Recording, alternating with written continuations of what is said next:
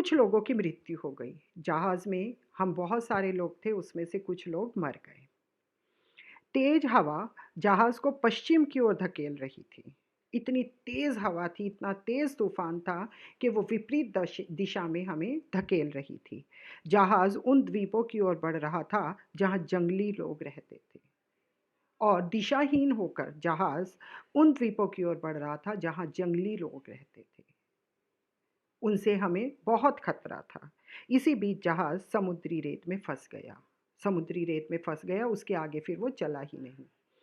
पास वाला टापू हमारे लिए अनजान था, और उस रेत के पास जो टापू था, उससे हम बिल्कुल अनजान थे।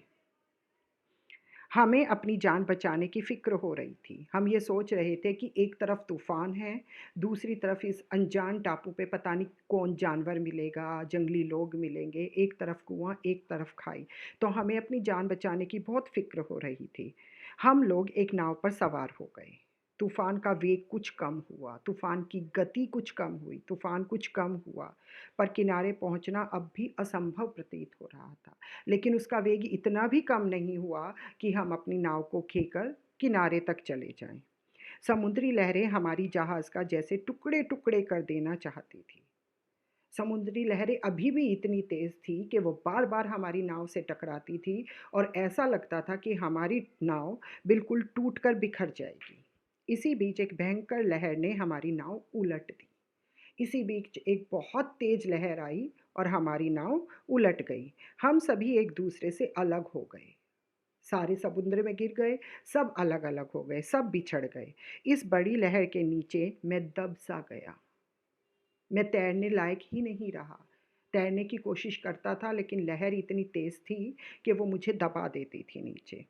कोई बड़ी ताकत मुझे किनारे की ओर ले आई। अचानक ऐसा लगा जैसे किसी ताकत ने मुझे वेग से धकेला, और मैं एक किनारे पर पहुंच गया।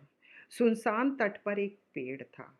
उस तट पर, बिल्कुल सुनसान जगह थी वो, उस तट पर एक पेड़ था। उस पर बैठकर मैंने रात काटने का निश्चय किया। मैंने सोचा कि रात को इसी पेड़ पर बैठता हूँ। समुद्री जानवरों से भी बचा रहूँगा, और डाकुओं से भी, और हर तरह से खतरे से बचा रहूँगा।